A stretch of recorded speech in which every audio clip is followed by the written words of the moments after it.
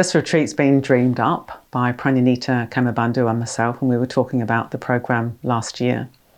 And actually I've wanted to do a retreat like this for years, where we have a more structured program. We get up at 5 in the morning, go right through till 9 o'clock at night, have a chance to do a lot of meditation, have reviews, so there's still engagement and communication and so on.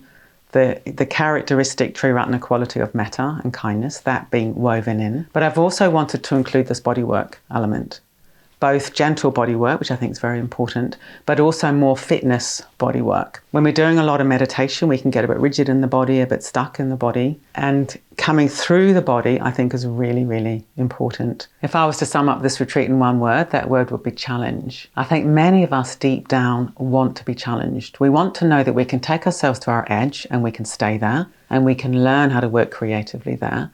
And that's an enormous training for life, both ordinary everyday life, but also our spiritual life. Spiritual life is challenging. And so we're creating conditions where you can come and sit in the fire of that challenge along with like-minded people and ask a lot of yourself.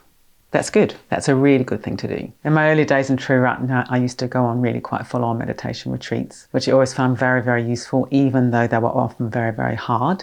But the fact that they were hard was also part of the benefit in a funny kind of way. And also my own personal life, living with disability and spinal injury, has included enormous amounts of challenge. And Buddhism, the Dharma, has given me incredible tools and skills to learn to work with challenge creatively. And one of the things that I've discovered, which has surprised me, is that one of the fruits of doing that work, learning to work on that edge of, I can't bear it, but you have to. It's very interesting. Staying there, bearing it without tipping into rigidity, that it's led to lightness of being.